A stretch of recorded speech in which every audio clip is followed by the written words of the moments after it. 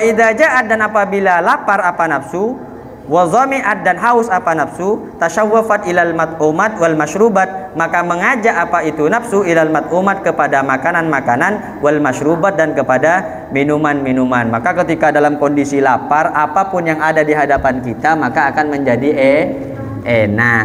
Bapak kalau pingin makan nyaman sebenarnya gampang, Pak. Sebenarnya gampang. Makan saat lapar, Pak. Maka kalau udah makan saat lapar semua itu nyaman, Pak. Bapak yang tak mau bisa mau, Pak. Karena memang kondisi perut lapar, dan di situ lebih besar syukurnya kita kepada Allah Subhanahu wa taala. Tapi kalau kondisi perut ini, Pak, kenyang, Pak, dikasih ayam tak enak, dikasih kambing tak enak, hamburger tak enak, ini itu semua tak enak. Coba, Pak, lapar, Pak.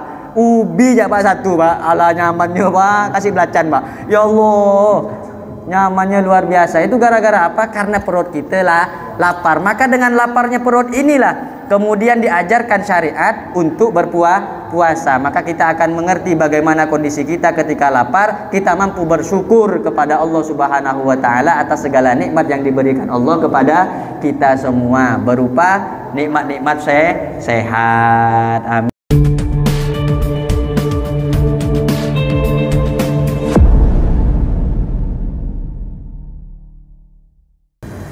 Assalamualaikum warahmatullahi wabarakatuh. Alhamdulillahi wahdah, sadaqa wa'dah, wa nasara 'abdah, wa a'azza jundah, wa hazamal ahzaba wahdah. Ashhadu an la ilaha illallah wahdahu la syarika lah, wa ashhadu anna sayyidana wa habibana wa maulana Muhammadan abduhu wa rasuluhu wa habibuhu wa safiyuhu wa bashiruhu wa nadhiruh. Bismillahi ma sya'allah la yasuqul khaira illallah. Bismillahi ma sya'allah la yasrifu su'a illallah. Bismillahi ma sya'allah ma kana min ni'matin faminallah. Bismillahi ma sya'allah la hawla wa la quwata illa billahil aliyyil azim. Amma ba'du. Hadaratal muhtaramin wal muhtaramat al-a'izza jami'il hadirin fi hadzal majlis. Yang saya muliakan, yang saya hormati, yang saya banggakan segenap para hadirin, para jamaah Masjid Nurul Fajri, wabil khusus kepada segenap pengurus Dewan Ketakmiran Masjid Nurul Fajri, wabil khusus kepada akhinal kiram al-Ustadz Kiai Mukhtarul Aziz hafizahullahu ta'ala. Mudah-mudahan senantiasa dalam lindungan Allah Subhanahu wa ta'ala, dan kita semua yang hadir ini senantiasa diberikan usia yang panjang oleh Allah dalam ketaatan kepada Allah Subhanahu wa ta'ala, dan juga dimudahkan segala urusannya, diijabah segala hajat-hajatnya, dijauhkan dari segala musibah, dan juga disenantiasa disehatkan mendapatkan ridha Allah Subhanahu wa ta'ala. Amin ya rabbal alamin. Para hadirin yang dirahmati oleh Allah Subhanahu wa ta'ala, kali ini di minggu yang kedua di bulan suci Ramadan, tepat pada tanggal 9 bulan Ramadan, kita masih diberikan kekuatan, masih diberikan kemampuan, kesehatan, fadl, maunah dari Allah Subhanahu wa ta'ala. Kita bisa berkumpul, bermuajahah dalam rangka ta'limul muta'allim, dalam rangka belajar, dalam rangka mengaji. Khususnya kita mengaji tentang maksud-maksud atau tujuan-tujuan dari puasa kita, ibadah puasa kita kepada Allah Subhanahu wa ta'ala. Berkumpulnya kita di tempat yang mulia ini bukan semata-mata karena keinginan kita, melainkan maunah dari Allah Subhanahu wa ta'ala, pertolongan Allah. Mungkin juga disebabkan salah satu doa kita 2 bulan yang lalu kita berdoa, Allahumma barik lana fi Rajaba wa Sya'bana wa ballighna Ramadan. Ya Allah, berkahilah kami di bulan Rajab dan di bulan Sya'ban, serta semoga Engkau menyampaikan kami di bulan Ramadan ini. Alhamdulillah kita semua bisa sampai di bulan Ramadan yang kata Kanjeng Nabi, Syahrul Hasad, bulan di mana para hamba-hambanya Allah Subhanahu wa ta'ala memanen pahala, memanen ganjaran. Karena pada bulan ini seluruh rahmat Allah diberikan oleh Allah Subhanahu wa ta'ala sebanyak-banyaknya, sebesar-besarnya kepada seluruh hamba-hambanya yang taat kepada Allah Subhanahu wa ta'ala. Para hadirin, para jemaah yang dirahmati oleh Allah, kitab yang kita baca ini adalah kitab Maqasidus Shaum. Kitab ini dikarang oleh Al-Imam Al-Alim Al-Allamah Sultanul Ulama Izzuddin bin Abdissalam. Yang ngarang kitab ini namanya Syekh Izzuddin bin Abdissalam. Beliau dijuluki sebagai Sultanul Ulama. Pertama kali yang menjuluki beliau sebagai Sultanul Ulama adalah muriduhu Ibnu Daqiqil Id. Beliau punya murid namanya Ibnu Daqiqil Id, seorang ulama besar. Kemudian di sebuah kitab Tabaqatil Kubra lil Imam As-Subki yang dikarang oleh Al-Imam As-Subki juga menyandarkan lakop, menyandarkan julukan, menyandarkan panggilan Sultanul Ulama kepada seorang tokoh besar yang bernama Izzuddin bin Abdissalam. Jadi dalam eskalasi para ulama, tingkatan-tingkatan para ulama itu sebenarnya ada pakemnya, Pak. Ada pakem. Tahu pakem, Pak, ya? Ada ketentuan-ketentuan khusus. Misalnya orang yang bernama Ahmad ataupun Muhammad itu memiliki gelar tersendiri. Kalau orang yang bernama Ahmad itu pasti gelarnya Syihabuddin. Gelarnya pasti Syihabuddin. Ulama siapa saja? Imam Ahmad bin Hambal itu gelarnya Syihabuddin. Kemudian kalau namanya adalah Muhammad itu gelarnya adalah Syamsuddin. Dia punya gelar yang begitu istimewa di hadapan para ulama-ulama, para tokoh agama di masa lalu. Tapi ada dua ulama dengan nama Ahmad dan juga dengan nama Muhammad keluar dari dua gelar ini. Yang pertama adalah Al-Imam Abu Thayyib Asy-Syahir bi Abu Suja, namanya sendiri adalah Al-Imam Ahmad bin Husain Asy-Syahir bi Abi Suja. Beliau pengarang kitab Takrib, Ghayatut Takrib. Beliau terkenal sebagai ulama dengan julukan bukan Syamsuddin walaupun namanya Ahmad, tapi dijuluki sebagai Syihabul Millati Waddin. Julukannya agak berbeda. Kemudian yang kedua adalah Imam Ghazali. Imam Ghazali namanya Abu Hamid Muhammad. Namanya Muhammad, tapi beliau sendiri dijuluki sebagai Hujjatul Islam Al-Ghazali. Jadi dua ulama ini punya gelar yang berbeda karena ketokohannya sangat luar biasa di hadapan para ulama yang lainnya. Nah, kitab yang dikarang oleh Al-Imam Izzuddin bin Abdissalam ini kitab khusus membahas tentang puasa. Kitab ini khusus membahas tentang puasa. Kitab ini punya 10 pasal, Pak. Kitab ini 10 pasal. Pasal yang pertama sudah dijelaskan sama Kiai Zain Muhsin di minggu yang lalu, menjelaskan tentang kewajiban puasa. Dan saat ini saya menjelaskan di pasal yang kedua. Bismillahirrahmanirrahim. Ini saya baca saja dulu ya. Ini saya tidak dikasih lama, Pak, sama Kiai Mukhtarul Aziz. Tidak boleh lama-lama, sebentar, katanya sedikit, yang penting masuk semua. Nah, ya mulai. Kawan aku belah sini ini nyambung. Katanya tak usah banyak-banyak, tak usah lama-lama, sikit ya, yang penting masuk semua gitu dia. Daripada panjang-panjang tak masuk katanya. Apa yang ngomong? Jadi pasal yang kedua ini Al-Faslus Tsani fi Fadhailihi. Pasal yang kedua di dalam kitab ini fi Fadhailihi menjelaskan tentang keutamaan melakukan puasa Ramadan. Ini Bapak Ibu puasa semua ya, Pak? Puasa, Pak?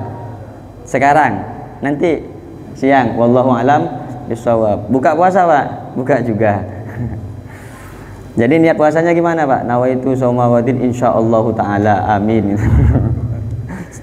Niat saya puasa besok insyaallah gitu kan. Jadi di dalam kitab ini di pasal yang kedua terdapat beberapa keutamaan bagi orang yang mengerjakan puasa. Lisaumi fawaidu katanya. Lisaumi fawaidu. Bagi orang yang berpuasa, lisaumi ialah bagi puasa, fawaidu adapun beberapa faedah-faedah. Di antara faedah-faedahnya puasa yang pertama adalah raf'ud darajati, diangkatnya derajat kita di hadapan Allah Subhanahu wa taala. Ini yang pertama. Yang kedua adalah wa takfirul khati'ati, dan menebus segala dosa. Yang ketiga wa kasrus syahawati, menghilangkan, menghancurkan syahwat, keinginan-keinginan melakukan perbuatan buruk itu tak terjadi di bulan puasa. Yang keempat adalah wa taksirus shadaqat, memperbanyak ibadah dengan cara kita sodakoh. Kemudian yang kelima adalah wa tawfirut ta'at, menyempurnakan ketaatan kepada Allah, wa syukrul alimil khafiyah, dan berterima kasih kepada Allah Subhanahu wa taala. Kemudian yang keenam wal inzaru wal inzijaru an khawatiril ma'asi wal mukhalafat, senantiasa menjauhi dari bisikan-bisikan hati ataupun perbuatan-perbuatan hati kita untuk bermaksiat kepada Allah Subhanahu wa taala. Ini kita bahas satu-satu. Jadi faedahnya ada 7, kurang lebih 1 2 3 4 5 6 7. Ada 7 faedah. Kalau misal waktunya nutut, insya Allah 7 faedah ini akan dibahas secara tuntas walaupun tidak begitu sempurna. Di 7 yang pertama yang ingin saya bahas adalah persoalan raf'ud darajat, diangkatnya derajat kita di hadapan Allah Subhanahu wa taala. Puasa ini merupakan ritual yang sangat istimewa, Pak. Puasa ini merupakan ritual yang sangat spesial yang diberikan oleh Allah Subhanahu wa taala kepada seluruh hambanya. Tidak ada umat yang terdahulu tidak berpuasa, Pak. Semua umat dari masa Nabi Adam, Nabi Idris, Nabi Nuh, Nabi Soleh, terus kepada Nabi Musa, Nabi Isa, sampai generasi Nabi Muhammad sallallahu alaihi wasallam, semuanya berpuasa. Misalnya Nabi Adam alaihi salatu wassalam, puasanya bagaimana puasanya Nabi Adam? Setiap bulan hanya 6 hari. Dikenal dengan puasa muti, ayyamul bid, hari-hari putih, kemudian ayyamus sud, hari-hari hitam. Hari-hari putih itu mulai dari tanggal 13, 14, 15 pertengahan bulan. Kemudian di tanggal 28, 29, tanggal 30 di akhir bulan. Ini namanya ayyamus sud. Ini puasanya Nabi Adam alaihi salatu wassalam. Kemudian begitu juga Nabi Idris, Nabi Nuh, kemudian Nabi Daud, dikenal dengan puasa Daud. Sekarang puasa, besok tada, sekarang puasa, besok tada, sekarang puasa, besok tada, hingga akhirnya puasa itu terus kemudian dilestarikan sampai di zaman Nabi Muhammad sallallahu alaihi wasallam. Akan tetapi perbedaannya adalah cara mengerjakan puasanya, Pak. Cara mengerjakan puasa. Jadi ketika di zaman Kanjeng Nabi Muhammad sallallahu alaihi wasallam, puasa ini disyariatkan ba'da hijratis tsani. Setelah hijrahnya Nabi dari Mekah ke Madinah pada tahun kedua, di tahun kedua itulah disyariatkannya puasa. Pada saat itu orang yang ada di Madinah yang dari golongan orang-orang Yahudi ini, Pak, banyak ngolok-ngolok sama orang Islam. Orang Islam yang datang ke Madinah pada tahun kedua, orang-orang Yahudi itu ngolok-ngolok. Ngolok-ngoloknya bagaimana? Dia bilang bahwa umat Islam tidak punya puasa. Maka saat itu juga diturunkan ayat oleh Allah Subhanahu wa taala, kutiba alaikumus syiyamu kama kutiba alal ladzina min qablikum la'allakum tattaqun. Apa artinya? Kutiba alaikumus syiyam, diwajibkan alaikum untuk kalian semua, asyamu apa puasa, kama kutiba alal ladzina min qablikum, sebagaimana diwajibkannya puasa alal ladzina untuk orang-orang min qablikum sebelum kalian, sebelum Nabi Muhammad sallallahu alaihi wasallam, sebelum kita semua umat para nabi terdahulu telah diwajibkan puasa. Yang tujuan dari puasa itu sebagai apa? La'allakum tattaqun, agar supaya menjadi orang yang meningkatkan keimanan dan ketakwaannya kepada Allah Subhanahu wa taala. Maka dari itu Kanjeng Nabi, Pak, ketika dengan melakukan puasa diangkat derajatnya oleh Allah Subhanahu wa taala, Kanjeng Nabi mengatakan perkataan sabda pertama kali, kata Kanjeng Nabi, as-syiyamu junnatun. As-syiyamu junnatun.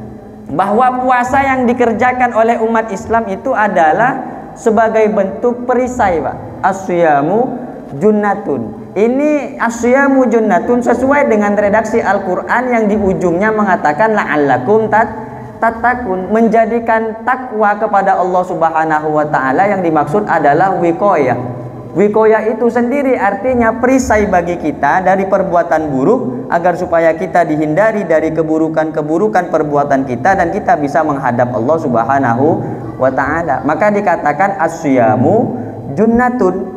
Di dalam Al-Qur'an kata-kata as-syiyam itu diulang sampai 9 kali. Lafaz as-syiyam di dalam Al-Qur'an itu diulang sampai 9 kali. Berbeda dengan lafaz as-shaum. Kita mengenal dengan istilah as-shaum, nawaitu shauma ghadin, shaum. Apa perbedaan antara shaum dengan syiyam? Ini memiliki perbedaan yang cukup signifikan. Perbedaan yang pertama adalah kalau menggunakan redaksi shaum, shaum artinya adalah menahan diri secara umum. Dari apa saja? Bapak menahan diri tidak berjalan, berarti Bapak shaum. Menahan diri tidak berbicara, berarti Bapak shaum. Salah satu contohnya seorang perempuan yang bernama Maryam, ketika Maryam ini digunjing oleh masyarakatnya karena Maryam ini hamil tanpa seorang suami. Digunjing oleh masyarakatnya sehingga perintah dari Allah Subhanahu wa taala, Maryam, kamu jangan banyak bicara. Biarkan masyarakat mau ngomong apa tentang kamu, jangan kamu lawan. Kamu diam saja. Hingga akhirnya Siti Maryam mengatakan, "Inni nazartu lirrahmani sauman falan ukallimal yauma insiya." Inni nazartu lirrahmani sauman, saya nazar kepada Allah, saya sedang saum, berpuasa. Puasanya Siti Maryam bagaimana? Puasanya tidak ngomong, Pak.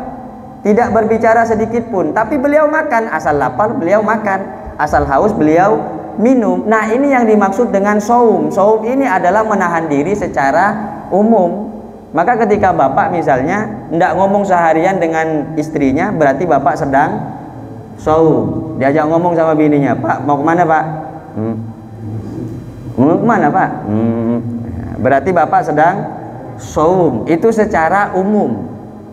Nah, beda halnya dengan siam. Nah, kalau asyam ini adalah sesuatu yang betul kita kerjakan selain menahan diri dari lapar dan dahaga, juga berdasarkan aturan-aturan yang berlaku tentang ibadah puasa. Ini yang dimaksud dengan siam. Nah, siam ini ketika kita kerjakan, maka yang terbentuk bagi diri seseorang adalah junnah. Junnah itu sendiri adalah perisai. Bentuk apa namanya perisai itu? Sebuah bentuk untuk menghalang diri seseorang dari melakukan dosa. Itu namanya junnah. Jadi di dalam bahasa Arab, Pak, ada istilahnya junnatun, ada istilahnya jannatun, ada istilahnya jinnatun. Hanya beda harkat, hurufnya tetap 3, jim, nun, ta. Paham, Pak ya? Jim, nun, ta. Dibaca junnatun, berhakat dhammah jimnya, junnah. Ada yang dibaca jinnatun, ada yang dibaca jannatun. Ini, Pak, beda harkat, beda makna. Kalau Bapak bilang jannatun, apa artinya jannatun? Itu artinya surga. Kalau Bapak bilang jinnatun, itu artinya jin. Minal jinnati wan nas. Itu artinya jin. Kalau Bapak bilang junnatun, itu artinya perisai, tameng atau benteng. Maka di dalam bahasa Arab, setiap kalimat yang diawali dengan huruf jim dan nun di depannya, itu faedahnya adalah menunjukkan sesuatu itu adalah sesuatu yang tak terlihat oleh mata atau yang kita kenal dengan gaib. Contoh misalnya ketika dibilang jinnatun, jin, siapa yang mampu melihat jin, Pak? Ada yang bisa di sini? Kan tidak ada. Jin itu tidak terlihat, dan itu fitrahnya jin sebagai bentuk makhluk yang diciptakan oleh Allah Subhanahu wa taala yang tidak bisa dilihat oleh mata. Nah, menjadi masalah kalau misalnya jin tadi kemudian menampakkan diri, Pak. Itu jin yang lagi punya masalah dengan keluarganya itu, Pak. Seharusnya tidak menampakkan diri, tapi ternyata menampakkan diri. Dan yang paling masalah lagi ketika orang mencari-cari penampakan jin, dicari kemana-mana pakai media. Ini lebih masalah lagi ini, Pak. Udah tahu jin itu bersembunyi masih dicari. Kemudian yang kedua misalnya jannatun, surga. Adakah yang melihat surga saat ini? Tidak ada. Makanya Kanjeng Nabi mengatakan al jannatu ma la ainun ra'at wala uzunun sami'at wala khatara ala qalbil bashar. Surga adalah sebuah tempat ma la ainun ra'at. Mata ini tak pernah melihatnya, wala uzunun sami'at, dan telinga ini tidak pernah tahu dengar surga itu seperti apa bentuknya. Wala khatara ala qalbil bashar, dan tak pernah terlintas di hati surga itu bayangannya seperti apa, karena tidak ada yang melihat surga. Nah, begitu juga junnah sebagai perisai bagi orang yang berpuasa dan puasanya adalah puasa yang betul-betul mengharapkan ridho Allah Subhanahu wa taala, maka puasanya tadi menjadi junnah. Puasanya tadi menjadi perisai. Puasanya tadi menjadi benteng bagi dirinya sehingga dia bertemu dengan Allah Subhanahu wa taala dalam keadaan suci. Maka ketika selesai melaksanakan Ramadan, selesai ibadah puasa Ramadan, apa katanya Allah? Walitukmilul iddata walitukabbirullaha ala ma hadakum wa la'allakum tashkurun. Dikenal dengan Idul Fitri. Kenapa dikenal dengan Idul Fitri? Hari raya kembali suci. Kenapa kok dia bisa suci? Karena sudah melakukan puasa. Kalau yang tak puasa, Pak, ya tetap kotor, Pak. Kapan dia belum di laundry kok Pak? Kecuali udah di laundry. Laundrynya gimana? Ramadan ini Pak. Ramadan. Dan diterima tidaknya kita, puasa kita, Ramadan kita, lihat nanti saat kita melakukan ibadah setelah Ramadan di bulan Syawal. Kalau ternyata semakin khusyuk, itu tanda kalau ibadah kita diterima oleh Allah Subhanahu wa taala. Kalau ternyata semakin ngawur, semakin sembrono, berarti puasanya termasuk puasa yang kata Kanjeng Nabi, kam min shaimin laisa lahu siyamun illal ju'a wal atos. Banyak orang yang berpuasa tapi puasanya tak ada efek puasa, kemudian menahan lapar, menahan haus, tidak berhubungan badan dengan suaminya, tidak berhubungan badan dengan istrinya, tapi tetap ngerasain orang, tapi tetap membicarakan keburukan orang, tapi tetap suudon dengan orang, tapi tetap berbuat buruk dengan orang lain. Nah, puasanya ini hanya menghindari lapar dan haus saja, tidak mendapatkan pahala di hadapan Allah Subhanahu wa taala.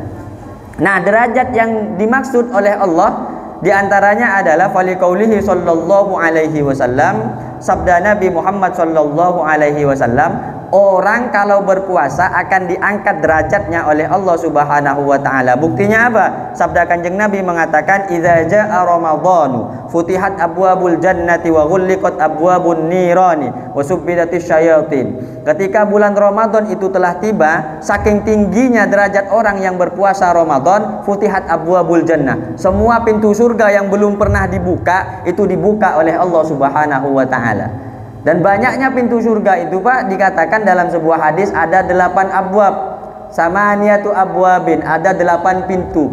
Semua pintu itu Pak bertuliskan amal ibadah seseorang. Misalnya abwabur rayyan, pintu rayyan. Ini adalah pintu surga yang diberikan oleh Allah Subhanahu wa taala khusus bagi orang yang berpuasa. Jadi kalau mau masuk pintu rayyan, misalnya bukan surga Firdaus tapi surga Rayyan, surga bagi orang yang berpuasa, caranya bagaimana? Ya harus melakukan ibadah puasa. Kalau tidak puasa, tidak masuk ke pintu sana. Maka amal-amal kita itu sejatinya tercantum seluruhnya di surga. Dari sholatnya, dari zakatnya, dari hajinya, itu ada pintu-pintu tersendiri. Orang mau masuk pintu surga, yang kemudian pintu surga itu adalah pintu yang khusus bagi orang haji, ada. Pintu yang khusus bagi orang yang senang sodakoh, ada. Pintu yang khusus bagi orang yang puasa di bulan Ramadan, ada. Dan itu punya nama masing-masing. Jadi 8 surga itu dibuka oleh Allah Subhanahu wa taala saking tingginya derajatnya orang yang berpuasa. Kemudian wa ghulliqat abwabun nari, semua pintu neraka dikunci oleh Allah Subhanahu wa taala. Wa suffidatis syayatinu, dan dikekangnya setan-setan. Di bulan Ramadan setan tidak dikeluarkan oleh Allah Subhanahu wa taala, Pak. Semua setan dikekang. Jadi, Pak, seburuk-buruknya orang di Ramadan itu keburukannya bukan keburukan yang dihasut oleh setan. Contoh saja misalnya, seburuk-buruknya orang atau seemosi-emosinya orang ketika Ramadan, dari fadilah atau dari keutamaan bulan Ramadan itu sendiri banyak mengajak orang untuk kuat ibadah kepada Allah dan senantiasa meninggalkan maksiat kepada Allah. Itu barokahnya Ramadan, Pak. Coba kita kalau tidak percaya, di bulan Ramadan awal-awal, Pak, siapa yang tidak ke masjid, Pak? Allah, Pak, orang di mana aja Pak datang, Pak, ke masjid, Pak. Bawa kue, mau sembahyang, hari kedua masih ada, hari ketiga masih ada, dapat seminggu udah mulai separuh, Pak. Mulai maju, banyak kemajuan, sabnya makin maju, Pak. Itu tandanya apa? Fadilahnya Ramadan. Dan orang misalnya mau marah, misalnya marah, emosi, tengkar dengan orang, itu masih nahan diri, Pak. Nahannya gimana? Masih ingat, saya puasa, tunggu habis maghrib, kumpul kau gitu dia. Kan iya, Pak. Itu berkahnya apa, Pak? Dia ngomong begitu. Berkahnya Ramadan. Masih ingat kalau saya ini Ramadan. 2 tahun yang lalu saya pernah menceritakan di masjid ini. 2 tahun yang lalu, Pak, saya ngabuburit jalan sore dengan istri saya, dengan anak saya. Kebetulan saat itu setelah hujan itu, Pak. Sore-sore setelah hujan, ketika saya berjalan, ada mobil sedikit laju, Pak. Itu kena ke air, bannya itu nyiprat ke saya, Pak. Ini emosinya luar biasa, mau saya kejar. Ingat sekarang saya puasa, tak dikejar, dongkolnya luar biasa. Ini kalau bukan Ramadan kejar nih. Pak, ingat ini Ramadan adalah. Ini fadilahnya bulan Ramadan. Itu artinya apa? Wa ghulliqat abwabun niron. Pintu-pintu neraka ditutup dan setan-setan dikekang. Adapun orang-orang yang masih melakukan keburukan, tak mau puasa, tetap melakukan keburukan, berjudi, minum minuman keras, berarti orang tadi Pak bukan karena hasutan setan, melainkan orang tadi sudah menjadi setan. Masuk akal Pak? Masuk akal. Bayangkan Pak, 1 tahun tuh ada berapa bulan? 12 Pak. Dari 12 bulan dia berkawan dengan setan Pak. Dididik, bapak ajak mondokkan punya anak, mondokkan ke saya, ngajikan sama saya 1 tahun 12 bulan, buanglah 1 bulannya sebagai liburannya, berarti 11 bulan. Kira-kira bisa enggak Pak baca Quran Pak setahun dengan saya Pak? Pasti bisa. Itu artinya didikan saya berhasil. Begitu juga kita yang setiap harinya berteman dengan setan melalui mabuk-mabukan, berteman dengan setan narkoba, main perempuan. Ketika setannya di kerangkeng, dia sudah sukses menjadi setan. Mau ngomong apa lagi? Memang gitu kan. Nah, ketika kita melakukan keburukan, yang disalahkan siapa Pak? Setan Pak.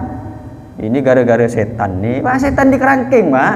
Setan terus yang kena salah. Akhirnya setan pun ngomong, kau yang berbuat, aku yang kena akibatnya kan ini kan. Kau yang tak puasa, aku yang kena katanya. Nah, saking mulianya derajat orang yang berpuasa di hadapan Allah Subhanahu wa taala, setan pun dikerangkeng oleh Allah Subhanahu wa taala. Nah, kemudian hadis berikutnya, dengan kemuliaan puasa, dengan keutamaan puasa ditingkatkan, dinaikkan derajatnya orang yang berpuasa di hadapan Allah Subhanahu wa taala. Kanjeng Nabi bersabda, kullu amali bani adam lahu illa siyama fa innahu li wa ana ajzi bihi. Sesungguhnya semua amal anak Adam itu kembali ke anak Adam itu sendiri Pak. Sampean bayar zakat, itu pahalanya, keutamaannya kembali kepada sampean sendiri, tidak kembali kepada Allah. Sampean sholat juga kembali ke sampean sendiri. Beda dengan puasa Pak. Kalau puasa ini Pak langsung Allah yang menjamin. Karena tidak ada satu amal pun nanti di hadapan Allah. Ketika orang punya dosa, si A punya dosa dengan si B, ternyata si A ini belum pernah minta maaf atas dosa-dosanya dengan si B. Ketika mati, masuk surga misalnya dua-duanya.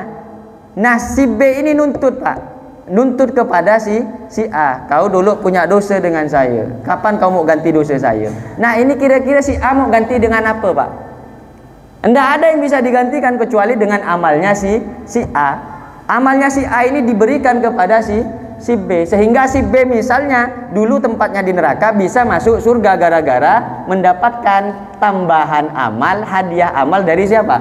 Dari si A. Nah, si A yang amalnya banyak bisa habis gara-gara diambil Pak, gara-gara ditebuskan atas dosa-dosanya, kesalahan-kesalahannya kepada si A, kepada si B, kepada si C, sehingga bisa jadi membuat si A ini tidak jadi masuk surga. Beda dengan puasa, satu amal yang tidak bisa dibagi Pak, cuma puasa. Amal sholat Pak, sholat sunnah itu bisa dibagi, amal sodakoh itu bisa dibagi, amal dermawan itu bisa dibagi. Tapi puasa Pak itu khusus pemberian langsung dari Allah Subhanahu wa taala yang tidak bisa dibagi-bagi. Maka Allah mengatakan melalui kanjeng Nabi Muhammad SAW, kanjeng Nabi bersabda bahwa wa ana ajzi bihi, Allah lah yang membalas langsung kepada orang yang berpuasa di bulan Ramadan. Ini saking tingginya pangkat orang yang berpuasa di bulan Ramadan. Kemudian selain Allah sendiri yang membalas ganjaran terhadap orang yang berpuasa di bulan Ramadan, saking tingginya derajat orang yang berpuasa di bulan Ramadan, kanjeng Nabi bersabda, la khulufu famis shaimi atyabu indallahi min rihil miski. Bahwasanya bau mulut bagi orang yang berpuasa, atyabu indallahi, ialah lebih harum, indallahi di hadapan Allah, min rihil miski, dari bau minyak misik. Pak, sekarang Pak, ada enggak yang mau cium bau liau Pak? Ada enggak Pak? Enggak ada Pak. Enggak ada yang mau. Itu artinya liur Pak. Apa kata orang Jawa Pak? Iler ya Pak ya. Iler. Kata orang Madura joil. Ya kalau liau walet Pak mahal Pak. Kalau liau kita Pak tak ada apa-apanya. Itu artinya bagaimana? Jahil nih Pak, jahil, jahil, liur kita nih Pak adalah sesuatu yang tidak baik, sesuatu yang tidak bagus. Artinya kalau orang kasih liurnya Pak, orang itu pasti marah. Tapi karena kemuliaan orang tadi melakukan puasa sehingga derajatnya diangkat oleh Allah Subhanahu wa taala, liurnya Pak di hadapan Allah sebagaimana baunya minyak misik Pak. Itu barokahnya apa Pak? Barokahnya puasa. Liurnya aja mulia di hadapan Allah, apalagi anggota badannya yang lain. Gara-gara puasa. Ya, tapi jangan coba-coba Pak. Nanti ke kawannya sini loh. Kau mau dengar bau minyak misik enggak? Oh, katanya. Oh, betul sedikit kau ini. Bau naga. Saking mulianya orang yang berpuasa di bulan Ramadan. Nah, kemudian yang kedua adalah dikatakan saking tingginya orang yang beribadah kepada Allah Subhanahu wa taala melalui puasa, senantiasa para malaikat mendoakannya, Pak. Mendapatkan doa dari malaikat. Dikatakan amma sholatul malaikati 'ala shaimi idza ukila indahu fa inna tarkahu ta'ama ma'a khudurihi baina yadayhi balighun fi qam'ihi nafsahu. Amma sholatul malaikati, adapun doanya para malaikat, 'ala shaimi ialah senantiasa tercurahkan bagi orang yang berpuasa. Idza ukila indahu, apabila ukila makan atau diberikan makan siapa shaim, indahu di dekatnya para malaikat. Artinya Pak, makanan yang kita makan ketika kita berbuka puasa, ketika kita sahur, semuanya adalah perbuatan yang mulia di hadapan Allah Subhanahu wa taala, dan di sana kita mendapatkan doanya malaikat. Kenapa kok bisa dapat doanya malaikat? Karena semata-mata kemuliaan dari orang yang berpuasa sehingga derajatnya diangkat oleh Allah Subhanahu wa taala. Habis ya? Ini terlalu nyaring mungkin suara saya. Iya. Tadi sahurnya makannya banyak, Pak. Jadi mangat. Ini aja ya. Beri pen. Ya, hidup dong. Pun. Ini yang pertama. Jadi tadi fadilahnya ada 7. Yang pertama adalah diangkatnya derajat kita di hadapan Allah Subhanahu wa taala. Kemudian yang kedua adalah takfirul khotiat, menebus dosa-dosa. Falidzalika liqaulihi sallallahu alaihi wasallam, maka oleh karena itu ada hadis dari Kanjeng Nabi Muhammad sallallahu alaihi wasallam. Kanjeng Nabi mengatakan, Ramadhanu ila ramadhana mukaffiratun ma bainahunna. Adapun bulan Ramadan ila ramadhana, sampai bulan Ramadan berikutnya, mukaffiratun adalah penebus ma bainahunna, ma terhadap dosa bainahunna yang ada di antara Ramadan sampai ke bulan Ramadan yang lain. Idzat tunibatil kabairu, selama dijauhi al kabairu apa dosa-dosa. Wa qauluhu alaihi salam, dan sabda Nabi Muhammad sallallahu alaihi wasallam, man shoma ramadhana imanan wa ihtisaban ghufira lahu ma taqaddama min dzambihi. Barang siapa soma yang berpuasa, siapa man ramadhana, di bulan Ramadan, imanan karena beriman, wahtisaban dan mengharapkan ampunan Allah, ghufira maka diampuni lahu bagi man ma apa dosa-dosa, taqaddama yang telah lalu apa ma min dzambihi dari dosa-dosanya man. Salah satu fadilah dari orang yang berpuasa di bulan Ramadan adalah penebus terhadap dosa. Ramadan ini sendiri, Pak, Ramadan ini sendiri sejatinya dahulunya Ramadan ini bukan, di bulan Ramadan ini bukan bulan yang sangat istimewa, karena di dalamnya tidak ada kegiatan apa-apa. Bahkan orang-orang dulu ketika bulan Ramadan tidak ada yang mau keluar rumah, Pak. Kenapa demikian? Karena Ramadan itu sendiri diambil dari kata ro, mim dan do, ar-romdu. Romdu itu artinya panas, bulan yang sangat panas. Jadi sebelum Ramadan diwajibkan, di bulan Ramadan itu sendiri, puasa Ramadan diwajibkan di bulan Ramadan itu sendiri, dulu di bulan Ramadan tidak ada kegiatan apa-apa, Pak. Orang tidak mau pergi berdagang, orang tidak mau pergi keluar. Kenapa? Saking panasnya di bulan itu. Hingga akhirnya disyariatkan Ramadan di bulan tadi, sambil lalu dia berpanas-panas dan juga ibadah puasa kepada Allah Subhanahu wa taala, Tujuannya apa? Harapannya apa, Pak? Salah satunya adalah litahrikiz dzunubi anhu. Tujuannya adalah saking panasnya bulan Ramadan, saking panasnya bulan Ramadan tadi, harapannya adalah bagaimana contohnya sama seperti orang yang berpuasa, fadilahnya seperti orang yang terbakar dari dosa-dosanya. Maka tak berlebihan, misalnya ada ulama-ulama yang mengatakan Ramadan itu hurufnya berapa, Pak? Ro, mim, dot, alif, nun, 5. Ulama mengatakan Ramadan dengan huruf Ramadan yang ada 5, ro-nya itu adalah rahmatun minallah. Dalam kondisi lapar, dalam kondisi haus, dan bulan yang sering disebut dengan bulan Ramadan, bulan yang sangat panas dulunya, orang tadi berpuasa. Maka ketika orang tadi berpuasa, Allah kasihan, Pak. Sebagaimana orang tua dengan anak lah, Pak. Coba Bapak nengok anaknya, Pak. Pertama kali ketika anak tadi melakukan puasa, kira-kira Bapak kasihan tidak, Pak? Mau bangunkan sahur aja kasihan. Ketika maunya anak macam-macam, misalnya saya mau ini, Pak, nanti kalau buka puasa saya belikan ini, kira-kira dituruti tidak, Pak?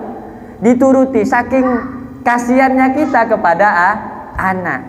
Nah, Allah Subhanahu wa Ta'ala di bulan Ramadan ketika melihat kita lapar, ketika melihat kita haus, ketika melihat kita rajin ibadah, sholat tarawih, sholat witir, tadarusul Quran, rahmatnya Allah ini, Pak, kasih sayangnya Allah ini besar terhadap kita. Maka jangan pernah kita sia-siakan begitu saja rahmat yang diberikan oleh Allah Subhanahu wa Ta'ala.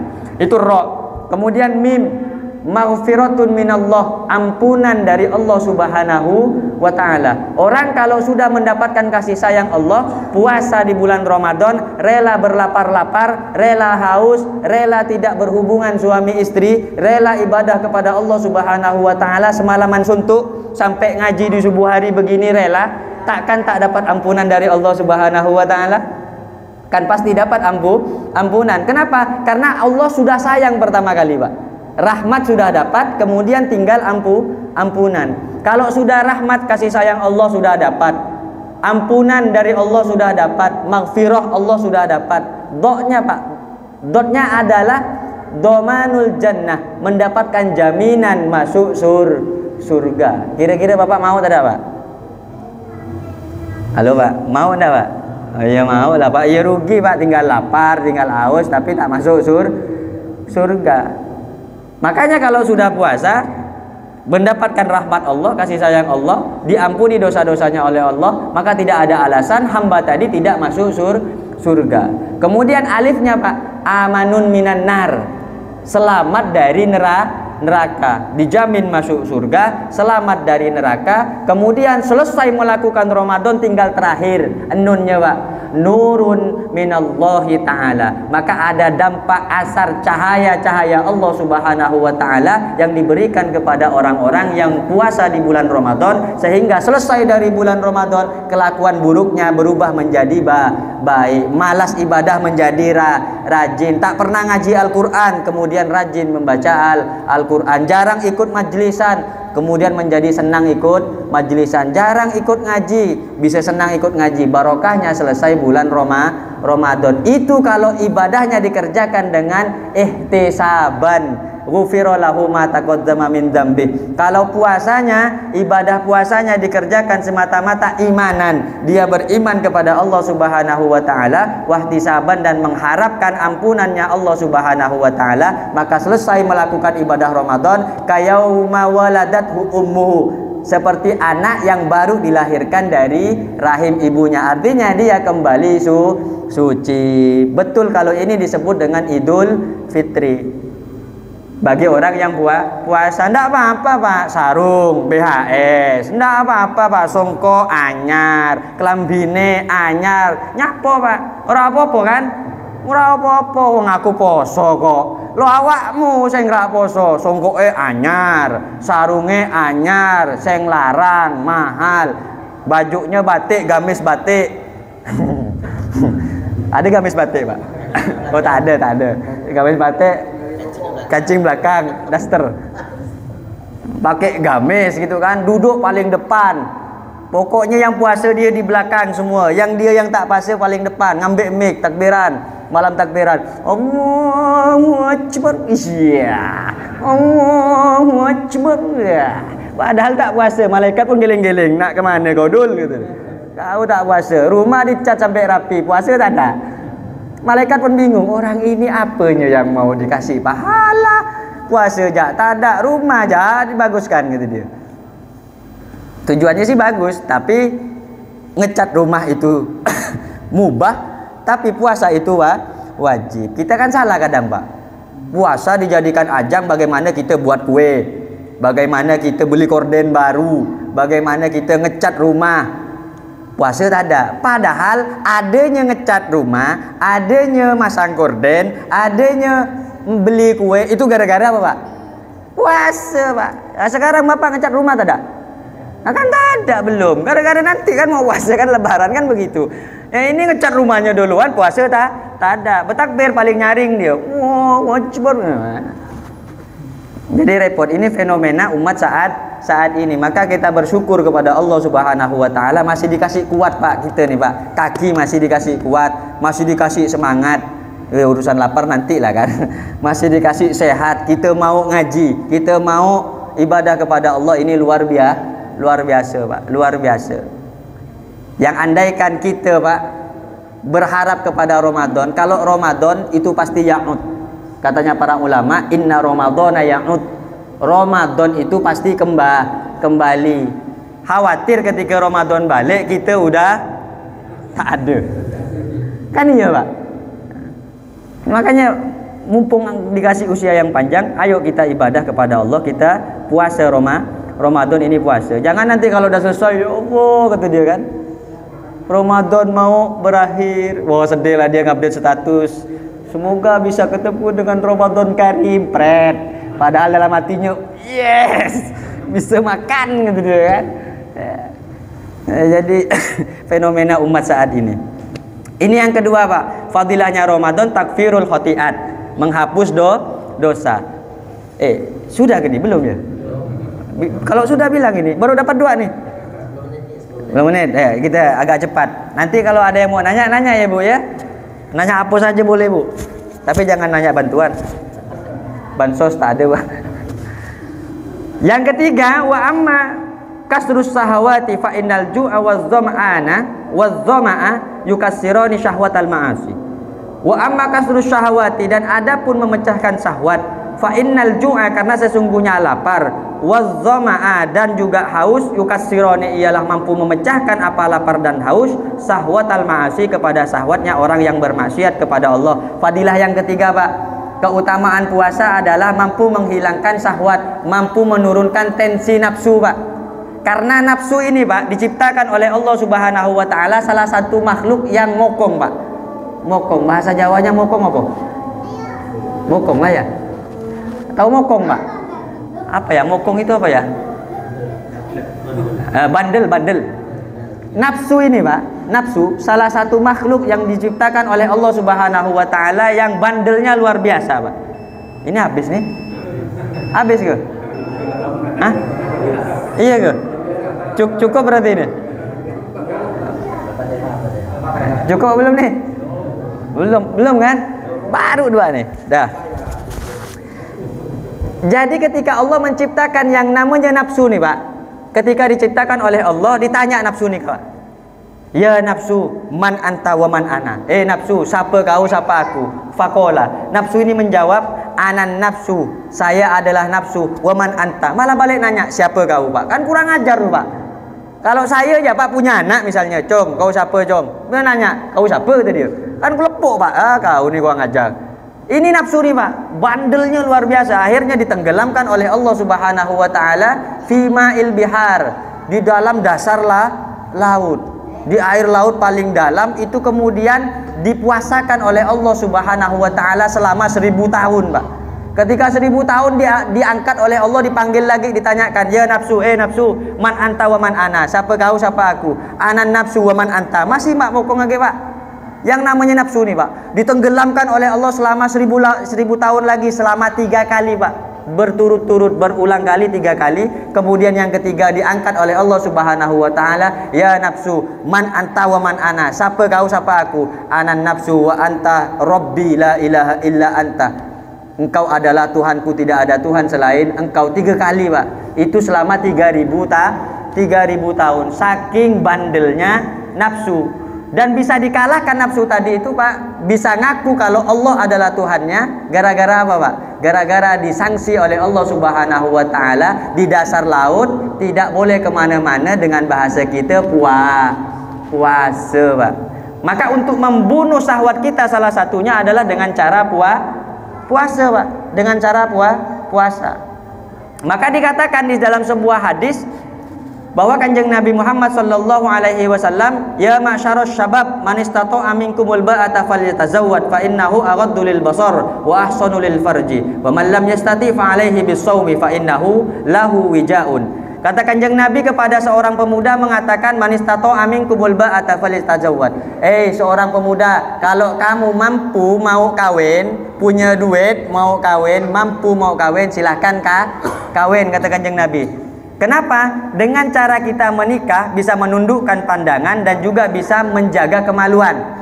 Tapi kalau misalnya duit tak ada, yang mau dikawin perempuan pun tak mau, karena yang perempuan speknya tinggi-tinggi semua Pak, dia keinginan tinggi, tak ngaca ke diri seorang Pak, pinginnya kayak siapa ya, Sophia Lajuba ya kan, kalau tak taunya dia kayak Sophie Martil.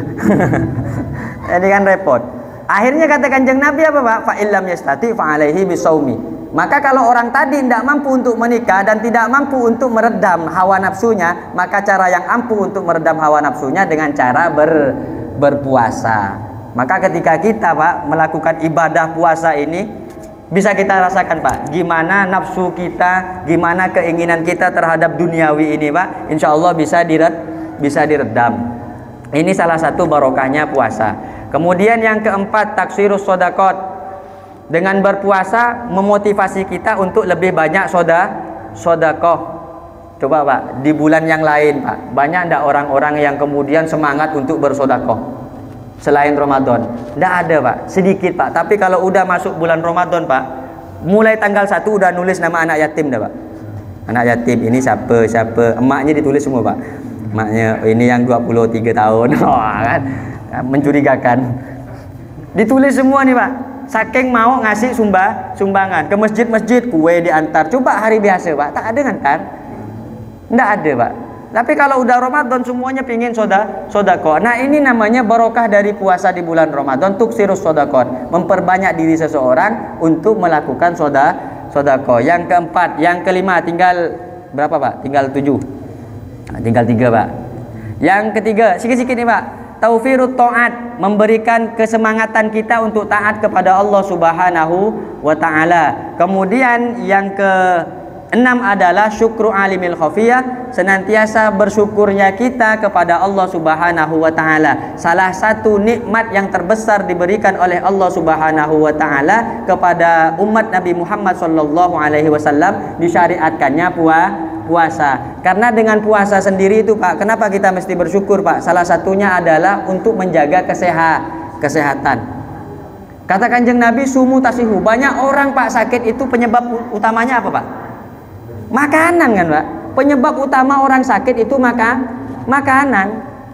Maka tak berlebihan Pak, ketika orang misalnya dia sakit mau cuci darah atau mau operasi, apa kata dokter Pak? Dokter tak lupa Pak diingatkan, Bapak mau operasi besok Pak, tolong Bapak jangan makan dulu, disuruh puasa Pak. Sama dokter saja disuruh puasa. Itu artinya apa? Puasa salah satu cara untuk buat diri seseorang menjadi lebih sehat. Maka ketika orang itu sehat, maka di dalam tubuhnya terdapat kekuatan untuk ibadah kepada Allah Subhanahu wa taala, yang harus kekuatan tadi kita syukuri. Kemudian yang terakhir, cukup nih Pak. Yang terakhir adalah al-inzijaru an khawatiril ma'asi wal mukhalafat. senantiasa menjauhi hal-hal yang terlintas di dalam hati kita untuk melakukan maksiat kepada Allah Subhanahu wa taala. Fali annan nafsa, karena sesungguhnya jiwa kita, idza syabi'at, fali annan nafsa, maka sesungguhnya jiwa, idza syabi'at, apabila kenyang apa jiwa, tomihat, maka mengajak apa jiwa, ilal ma'asi, kepada maksiat. Pak, perut nih Pak, kalau kenyang Pak, ada aja ide kepala nih Pak. Habis makan kambing misalnya Pak, oh kan? Pertama tidur memang kantuk, nanti bangun tidur ada aja yang dikerjakan. Gara-gara apa Pak? Perut kenyang. Tapi yang dikerjakan kadang keseringan adalah perbuatan-perbuatan maksiat. Maka dikatakan di sini wa tasyawwafat ilal mukhalafat, dan mengajak apa itu nafsu ilal mukhalafat, kepada hal-hal yang menyimpang syariat. Wa idza ja'at, dan apabila lapar apa nafsu, wa dhami'at, dan haus apa nafsu, tasyawwafat ilal mat'umat wal masyrubat, maka mengajak apa itu nafsu ilal mat'umat, kepada makanan-makanan, wal masyrubat, dan kepada minuman-minuman. Maka ketika dalam kondisi lapar, apapun yang ada di hadapan kita maka akan menjadi enak. Bapak kalau pingin makan nyaman sebenarnya gampang Pak. Sebenarnya gampang. Makan saat lapar Pak. Maka kalau udah makan saat lapar semua itu nyaman Pak. Bapak yang tak mau bisa mau Pak. Karena memang kondisi perut lapar, dan di situ lebih besar syukurnya kita kepada Allah Subhanahu wa taala. Tapi kalau kondisi perut ini Pak kenyang Pak, dikasih ayam tak enak, dikasih kambing tak enak, hamburger tak enak, ini itu semua tak enak. Coba Pak lapar Pak, ubi aja Pak satu Pak, ala nyamannya Pak, kasih belacan Pak. Ya Allah, nyamannya luar biasa. Itu gara-gara apa? Karena perut kita lapar. Maka dengan laparnya perut inilah kemudian diajarkan syariat untuk berpuasa. Maka kita akan mengerti bagaimana kondisi kita ketika lapar. Kita mampu bersyukur kepada Allah Subhanahu wa taala atas segala nikmat yang diberikan Allah kepada kita semua, berupa nikmat-nikmat sehat. Amin ya rabbal alamin. Ini cukup sampai sini yang kita baca, mudah-mudahan ada barokah dan manfaatnya. Di pasal yang ketiga mungkin Ustadz berikutnya Habib Nuh Al-Haddad insyaallah. Al-faslus sali fi adabihi, al-faslus salisu fi adabihi, wallahu a'lam bisawab. Al-Fatihah.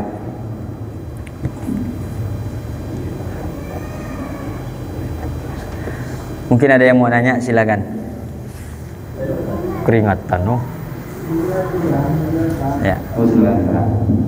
Oh, mau nanya Kang? Monggo. Mau tawuran juga boleh. Assalamualaikum warahmatullahi wabarakatuh. Salam. Masalah puasa. Bagaimana cara kita mengganti puasa atau sholat yang kita tinggalkan dahulu? Terus bagaimana caranya? Adakah suatu riwayat yang menjelaskan? Sholat apa puasa? Sholat sama puasa. Oh. Terima kasih. Assalamualaikum warahmatullahi wabarakatuh. Salam warahmatullahi wabarakatuh. Langsung ya. Yang lain monggo, yang mau jawab. Ada yang mau jawab? Ustadz. Bismillahirrahmanirrahim. Berkenaan dengan cara mengkodok puasa ataupun mengkodok sholat. Puasa dan sholat ini merupakan dua hal kewajiban yang harus kita kerjakan Pak, bagi setiap umat Islam baligh yang berakal. Kalau puasa itu syaratnya 4, baligh, kemudian berakal, wa qudratu ala shaumi, dan kemudian beragama Islam, mampu berpuasa dan beragama Islam. Maka ketika orang tidak mengerjakan puasa, wajib mengganti. Tapi lihat dulu alasannya Pak. Lihat dulu, karena ganti qada itu juga ada modelnya yang disebut dengan fidyah. Nah, saya mulai dari puasa karena kita Ramadan dulu. Kalau ternyata orangnya itu fa in kana minkum maridon au ala safarin fa iddatun min ayyamin ukhra. Kalau ternyata dia meninggalkan puasa disebabkan karena sakit yang yurja bur'uhu, sakit yang bisa diharapkan sembuh, demam, apalagi Pak? Panu, oh Bapak ya enggak lah panu pula. Demam, misalnya demam tinggi, ya kan? Sakit yang bisa diharapkan sembuh. Maka ketika sakit dia boleh tidak puasa. Maka ketika sembuh nanti dia harus mengganti puasanya di luar bulan Ramadan. Fa'iddatun min ayyamin ukhor. Berapa hari dia tidak puasa? Selama dia sakit misalnya 7 hari. 7 hari dia harus mengganti puasanya. Kalau dia sakit, au ala safarin, atau atas perjalanan, bapak melakukan perjalanan yang sudah masuk masa faqatul qasri, boleh melakukan jamak qasar. Dari sini misalnya ke Sintang, bapak boleh tidak puasa. Atau dari sini pergi ke Jawa, bapak boleh tidak puasa. Berapa hari bapak tidak puasa dalam perjalanan? Misalnya 2 hari, maka 2 hari tadi diganti di bulan yang lain selain bulan Ramadan. Oke, Pak? Begitu cara gantinya.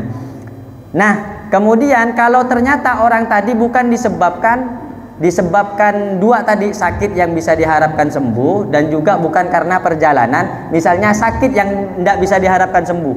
Sakit apa kira-kira itu ya? Stroke, memang tidak bisa sembuh. Kemudian Syekhul Haram, orang yang sudah tua renta yang tidak bisa dipaksa untuk berpuasa, maka orang tadi cukup bayar fidyah. Paham ya, Pak? Bapak punya orang tuanya sudah tua renta, tua sekali, atau punya orang tua sakitnya sakit yang tidak bisa diharapkan sembuhnya, cuma tergolek di tempat tidur aja terus. Maka caranya bagaimana untuk orang tadi yang tidak berpuasa? Maka cukup membayar fidyah. Wa 'alal ladzina yutiqunahu fidyatun. Maka wajib membayar fidyah. Fidyahnya berapa? Likulli yaumin muddun. 1 hari 1 emut. 1 emut itu Pak ukurannya 6 on. 6 on misalnya sebulan tak puasa.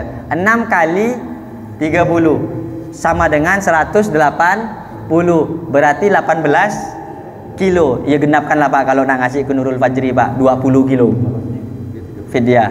Kalau di sini berapa? Duit 35.000 kali berapa itu? Oh, kali 30 ya. 35 kali 30 berarti 7 juta lebih ya. Bagus beli beras Pak. 20 kilo aja. Serah Bapak mau pakai beras oke, mau cari lebih irit pakai beras. Atau ada lebih irit lagi Pak, tidak usah di Nurpa di sana Pak. Ada. Jadi menerima terus kata dia. Nggak, lewat NU sekarang udah ada NU Pak. Abzis Nuh.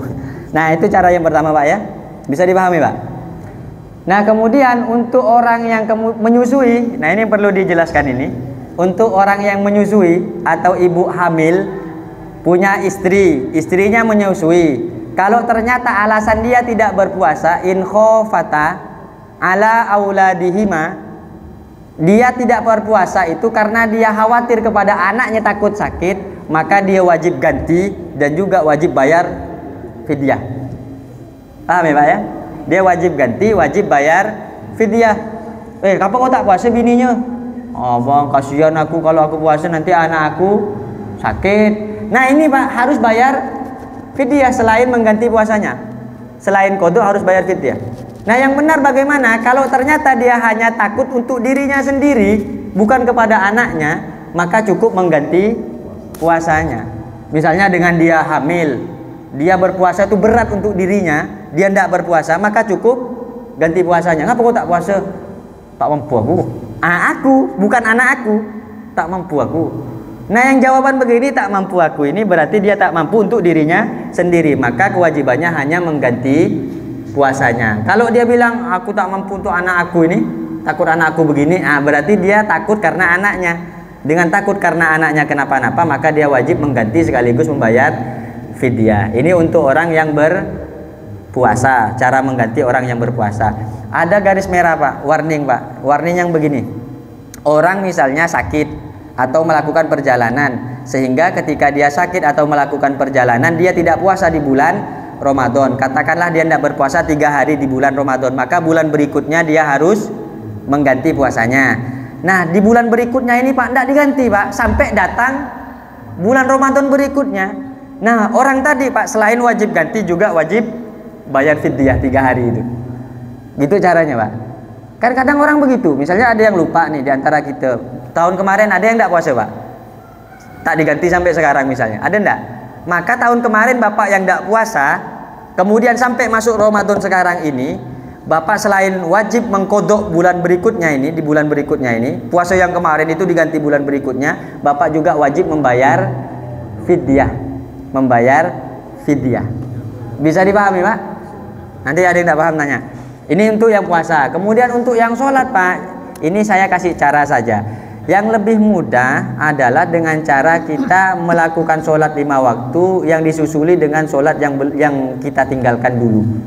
Misalnya Bapak 3 tahun tak sembayang, 3 tahun tak sembayang, zuhur, asar, maghrib, isya, subuh misalnya. Yang senyum-senyum ini bukan 3 tahun kayaknya, 30 tahun. misalnya caranya gimana Pak? Bapak sekarang kan udah merasa tua, udah merasa umur hampir begitu kan, ini tak tahu dijemput bila gitu kan, udah mulai merasa taubat ya kepada Allah nih, pingin ganti sholat-sholat yang telah lalu yang 30 tahun. Itu gimana caranya Pak? Kalau Bapak pingin yang lebih slow, setiap habis sholat 5 waktu sholat lagi. Misalnya duhur untuk yang adaan itu yang sekarang. Nanti kan Bapak sholat duhur nih, itu kan usolli fardhu zuhri 4 raka'atin mustaqbilal kiblati adaan. Saat ini saya sholat adaan lillahi ta'ala. Nanti setelah salam sudah wirid, Bapak sholat lagi sholat duhur, tapi nyebutnya qadaan lillahi ta'ala. Begitu caranya Pak. Itu yang mau slow. Jadi nanti asar juga sholatnya 2 kali, yang satunya adaan, yang satunya qadha. Ini yang slow. Tapi Bapak kalau misalnya pingin yang laju, pingin yang banyak, bisa dikumpulkan dalam satu waktu. Misalnya Bapak pingin nebus, aku ninggalkan zuhur 10 kali di dalam satu hari, itu dilakukan 10 kali di dalam satu hari, itu dilakukan. Ini makan terterawih itu Pak. Jadi kayak sholat terawih. Allahu Akbar, laju nanti itu Pak. Nanti asal salam, assalamualaikum. Sholat itu sunat terawih gitu dia. Padahal sholat duhur. Kira-kira begitu caranya ya Pak ya. Bisa dipahami Pak? Oke, cukup. Ada yang lain? Silakan. Pas. Cukup Mas. Oke, cukup Mas.